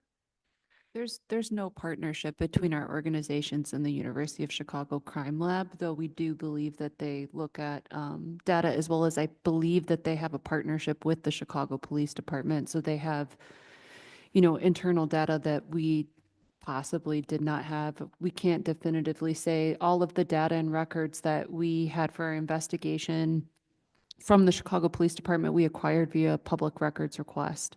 And that, was underlying case files, but it was the missing persons data, homicide data that we intensely looked at. Yeah, to my knowledge, the Crime Lab has not looked at the issue. Okay, let's change that. And I think we can help make that. I'll initiate and get the Crime Lab involved, because it sounds like there is a disconnect with CPD, and even knowing the data, knowing the numbers, but I think Crime Lab have the time and the resources to provide that information, that missing middle of getting this right. Because I want to specifically, and Ms. Tucker, I think we will find it interesting to know, of those area detectives, of those SBU officers, what are the nationality of those officers that are supposed to help solve these crimes? And you may be interested in their misconduct records as well. Just again, coming back to the Yaversky case, where with Sonia Rouse, this detective who was on at some point, survivor of intimate partner violence, a detective who was a perpetrator of violence was on her case. Another important point I wanted to share with you all is that when we did talk to law enforcement, one thing that was pointed out to us is that they felt that missing persons is not a political priority of the city. They described it that when the mayor or city council makes something like homicides a political priority, or at least the illusion of that, that within the department, there is an emphasis on, working in violent crime or being a homicide detective is a very important position. And it was shared with us with people who themselves had worked within the special victims, is that they feel that it's sort of a dumping ground for when, detectives have done something wrong, that they might be sent there. And there are people that work on missing persons cases within the department who really care, that have chosen that, who dedicated their service to working on missing persons cases. I think former Detective Pamela Childs is someone that's often brought up when you're talking to advocates and community organizations who work on this issue, as someone who did that. But that's something that we heard, that it's missing persons is not a political priority of the Chicago Police Department. And so, and when we would ask why, they would say, well, it's not a political priority of elected officials or the mayor. So that's something that was shared with us beyond, you know, the demographics of kind of who's in the department, is sort of what is the value that's placed on it. Thank you. Thank you, Chairman. It is evident that the amount of work that will be necessary for this committee to continue to make progress and advocate and advance on this issue, it will require a team effort. And to that end, I will recognize my teammate and Vice Chairman, Alderman Yancey. Thank you, Chairman. Thank you for hosting this meeting, and a special thanks to both Chairwoman Taylor and Chairwoman Coleman. This was eye-opening for me. Thank you to all of the victims of domestic violence who spoke today, sharing these stories. I was raised the youngest of 5 boys. I don't have any sisters. And it wasn't until I became an adult that I understood the challenge of being a woman in a city like Chicago, particularly a Black woman. And I think it's evident that we have to do more work, but I want to speak as the only Black male alderman in chambers today. We need the brothers to stand up, point blank. It is very hard for me to hear the stories that I heard today without thinking about, the role that Black men played in those stories, and the rightful role that Black men should play in our communities. I was kind of particularly touched and reminded today of Desiree Robinson's story. Her uncle is a high school classmate of mine. And I remember watching her real time on Facebook in 2017 when she was missing and then later found. And then hearing about just the love that her family had for her and how her mother today is still working in DC to fight for changes to protect Black women and girls. Like, this work can't stop. And this notion that it has to be if I heard correctly, a political priority for the police department to support this work in the way that it should be is an abomination on the work that we are all here charged to do. With 16% of Black women as the population in the city of Chicago, and 3 times that as victims of crime in this city, like, I got words I want to use that I can't in this forum, but I want to say, so that it's clear and for the record, that I am an ally in this work. I'm honored to support my colleagues in protecting and saving Black women. And as long as I have breath in my lungs and a beat in my heart, I will be here to help. Thank you. Alderwoman Minna Hoppenworth. Thank you, Chair. Thank you, Alder Coleman and Taylor and Bishop Taylor, for being here and for your life's work towards this issue, which is a men's issue, as Alderwoman Taylor pointed out. Thank you to everyone in the box, including the journalists who've been working on this for a very long time, and to everyone who came to testify today to share their stories. This is an important issue for me as a representative of Edgewater and Uptown in the 48th Ward, where I share a police district with Alderwoman Maria Haddon, the 24th, which is just north of Thorndale.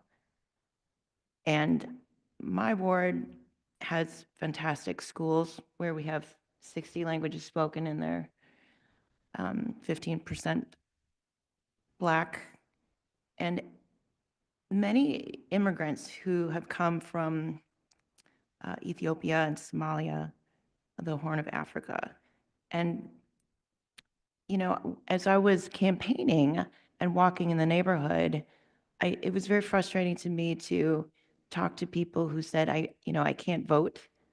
And I can't stop thinking about one woman who said, I'm sorry, I can't vote. And she walked away, but then she ran back and she said, I'm going to tell people about you, but domestic violence has to be your priority for me.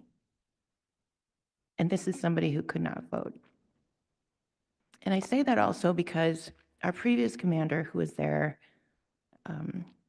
shared with me the calls for service for 911, and domestic violence was number one, beyond, all the regular traffic and that kind of thing, domestic violence. And I also want to say that I did visit OEMC and had a great conversation about how 911 calls are processed. But in talking with the dispatchers, they did say at some point there were just no officers to dispatch on our side of town because they just weren't around. And I guess all of this to say is that we also have a very, an area that has a lot of need, and calls for service are also for mental crises and a place where people are struggling to stay in their homes. It's all very intersectional, and I'm glad that we're having this conversation with policy and with the mayor's office here. And I agree with everything that Alderwoman Haddon had to say about needing to do more in a mindful way and bringing the people that need to be at the table to the table. Not repeating or not trying to reinvent the wheel, going to Montana and visiting the places that are actually doing the work. But I also wonder, it's very frustrating for me to hear Bishop Coleman's stories about the attitudes of CPD back then. And I feel a tinge of that now, just in the way that this conversation has gone today. And I just wonder, Commander Smith, because we have a terrific, we have a great relationship with our police departments, the 24th and the 20th, and the CAPS departments. And there is a domestic violence person assigned to CAPS. But I wonder, do you think that attitudes have changed over the years about the role of the police when they are called because of a domestic violence incident?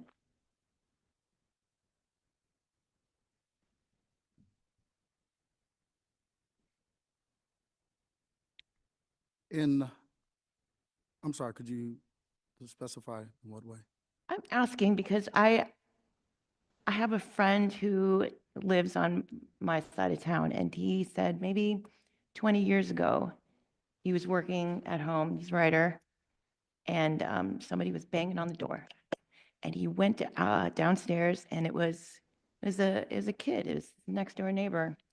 And the kid said, "Hey, can you help me? My dad is trying to kill my mom." And finally, when the police did come, offhandedly, he said, we don't really, there's nothing we can really do about calls like this. This is 20 years ago. And I just wonder, has attitudes changed in terms of what is the role of a police officer when he's called to help with a domestic violence incident? Thank you for that clarification. And yes, like what's mentioned earlier is that you can make the policy, but we all know that culture eats policy for breakfast. So one.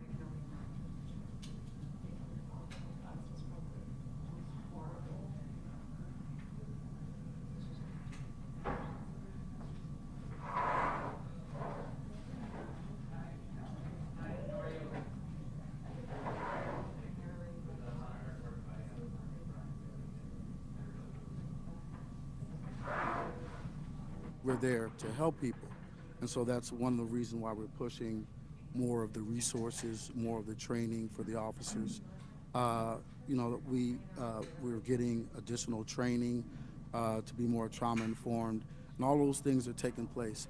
And we get it multiple times a year, and those are all good things. Those are all things that I think are necessary. And this is coming from, you know, policy. But like I said earlier, you know, just personally, before I became a police officer, I was a domestic violence advocate. That's what I did. And so I had that experience before when they were doing a pilot program in the 3rd District. And this is before I came on the job. And so, you know, that was something that was near and dear to me. And so, you know, I kind of tracked the changes that took place in the department because I came on, you know, a good while ago. And you could see the kind of changes. And, you know, and some of those changes take place because you get new people in. You know, the younger people come in, they have different values. They were brought up differently than older people were. But to answer a short answer to your question, yes, I think those have all changed. You know, we have those policies are in place. And when officers are falling short, I say again, I say all the time, then that's when you call for a supervisor. Because they need to be reminded what their job actually is. And that's what a supervisor should be doing. Thank you for that. It's frustrating for me. It's still frustrating for me to hear, you know, that the solution might be wait for people to retire, for culture to happen. No. It's no. I'm saying that's happening now. I was just using that as an example of the different things that make change in large organizations like this. But the policy is there. The policy has to be there too. Thank you. And policy, I believe in policy. That's why I'm here. But we all know exactly what you said. You know, it's 80% of our failure is in the implementation and the oversight of those policies that we pass. Yes, And check it's in 1, the 2, 3, people 4. Check, that check, have 1, 2, to- 3. Check, mic check 1. That have to, you know, check, go 1, through 2. the paces of actually making sure that we check, have the check. data, that it's stored in right. a way that we can access it, that's useful for everybody. But I also am really proud of Chicago in the direction that we're going in terms of how we're looking at mental health. It's an epidemic in the 48th and all over the city and our nation. And I do appreciate that we have a CARES unit now, which is moving from a pilot program. And I like that direction that we're going in, and I just wonder, it's a comment, I just wonder what is it that we can do with that CARES program in terms of making sure that people who really need the care in a time like that, that cannot perhaps come from, you know, even a crisis intervention trained officer. I just wonder what is the place of an officer in a uniform versus somebody who is trained to help with stress and trauma and in a way that's my question for us to talk about, I think, with others here. Thank you, Chair. Thank you, Alderwoman. Chair recognizes Alderwoman Lee, followed by Alderman Cincho Lopez. Thank you, Chairman, and thank you again for your efforts, as well as Chair Taylor and Coleman, for bringing this to the forefront here in this conversation, and to all of you in the box, for all of your life's work, clearly, and to all of the survivors. You were victims once, or however many times you were, but you've survived that, and I feel that to the bone today with all of the stories that I heard. I'm the chair of the Women's Caucus. It was important to me to be here today, non-member of the committee, but a really important topic. And I'm looking forward to carrying this forward, Chairman, with our joint public safety and police and fire subject matter hearing on the enforcement of orders of protection that I think is very much related and connected to this topic. You know, it was a heavy day today. I haven't personally been this sort of up close with the subject. I'm fortunate that I haven't. I recognize that. That is definitely something I'm privileged to not have experienced, though more recently, 4 months ago, a friend of mine, Taylor Casey, went missing in the Bahamas. It's been 4 months since she's been missing. You know, friends and family continue to try to work with local authorities to find her. I do have some questions about how we work together for, you know, missing persons cases that, you know, Chicago residents when they're not in the state or in the country. I learned a little bit on that front. But I'm mindful of time. I want to ask a few questions that I don't think have been quite covered yet at this point. You know, Commander, I'm gonna start with you, and I appreciate you being here and the work that you've done previously with domestic violence, and appreciate the fact that you're the only representative of CPD here today. So I hope you know none of this is directed towards you personally. I think you've heard a lot of frustration today about how things have been handled in the past. It very much seems like much of this should have been done a long time ago. I'm really hopeful that this ushers in a much more robust, not just conversation, but action towards solutions and getting the police the resources that they need. Because that's a conversation I'm very much interested in having, right? So we've talked about data that might be able to help. Can you talk a little bit about today how CPD and like DCFS coordinate and collaborate on some of these cases? So the collaboration with the DCFS would come in the detective division. That would be in the individual SBU areas. So that would, and it depends on what the case is. That really is on a case-by-case basis with the involvement with the family.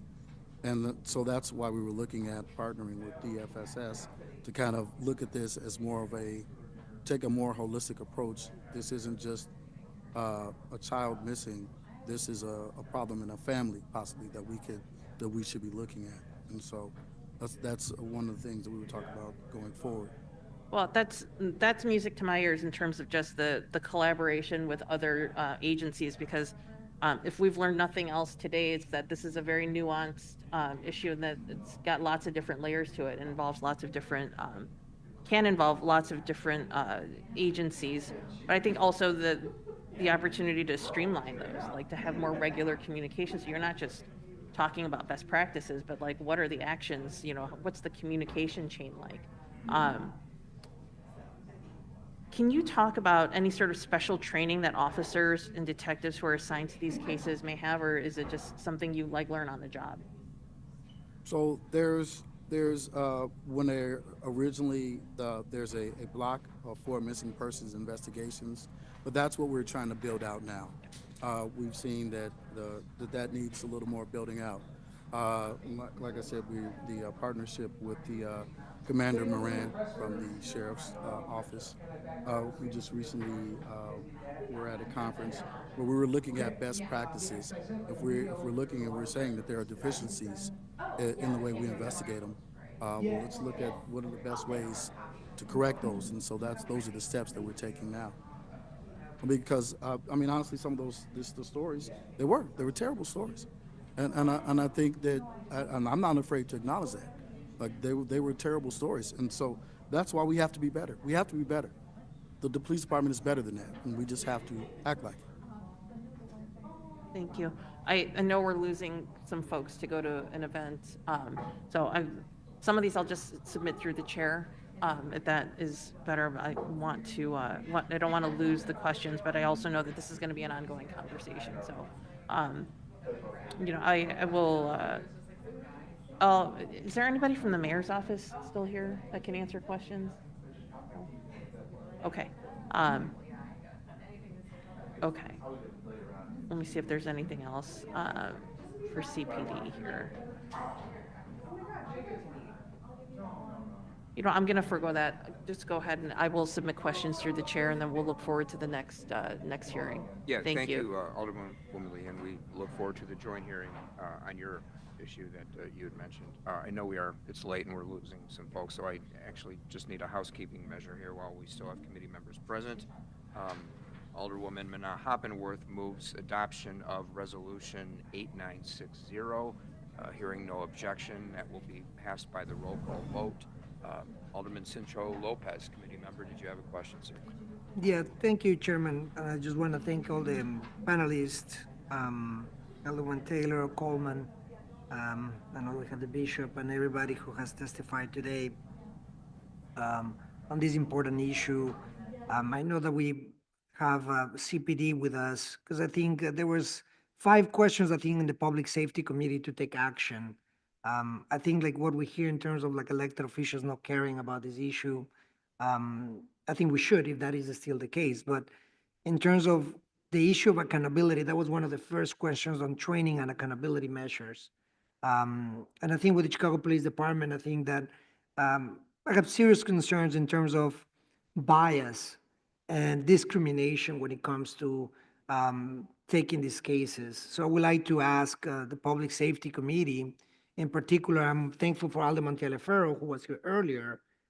We took an important hearing regarding especially extremism within the Chicago Police Department ranks.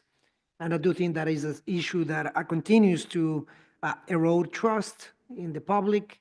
I do think it results in unjustifiable bias. As a father, I tell you that if any parent will see a child, and I think that many cases that we heard today, looking for immediate help, I do not think that we can take that as lightly as to say that we do need more police officers. I take issue with that. I do think that I call actually on the Public Safety Committee to actually deliver action, because I do think it would be unconscionable for the Chicago Police Department to ask for more resources when those resources are poorly deployed. I do think that's a disservice to the victims, and that's a disservice to the city of Chicago. So I would like to ask on that. I think there was already a subject matter hearing that was very evident that there should not be any room for any kind of discrimination or bias. There's no training that could help on individuals who simply see people looking differently as less worthy of the same service. There's just no training that is going to correct that. So I do think that in terms of accountability, there has to be immediate accountability.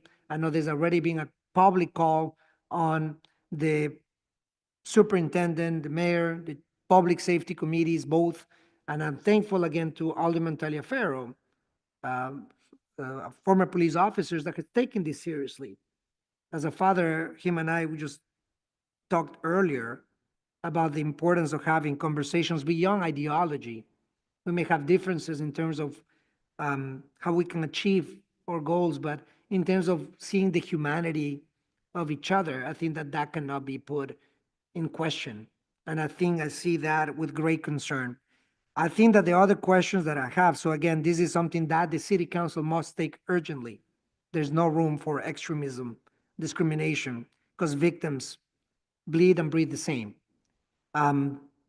The data management training, I know that those are questions that the digitalizing of the missing persons forms and other things, I do think that those are within legislative action. So I think that there were a lead of other 4 points that I think the panelists asked. Well, I'll ask that through the chair, maybe we get those questions answered. But I did want to make that public call on city council to take action so that no victim is ever left. I mean, just the cases that we heard. We just heard from a victim whose sister never got a call back from the detective. That's just, and I think that is not surprising to any city council member. That happens way too often. And as public servants, I do think that we owe an apology to the public in those cases. But more important than anything else, a corrective measure. And I tell you that there are systemic issues that require legislative action, but some of the others are an issue of morality, really. I think it's an issue of ethics. And I think no council member could disagree that there are just certain elements in the Chicago Police Department that just have no business there. Thank you, Chairman. I appreciate it. Yeah, thank you, Alderman Cincho Lopez. That matter, I believe, is also before the Police and Fire Committee as well. So thank you all. This was a long day. Appreciate your participation and your patience in staying with us. Before you leave, Alderman Cincho Lopez, would you please submit a motion for adjournment? To adjourn. Hearing no objection, so moved. The meeting is adjourned. Thank you.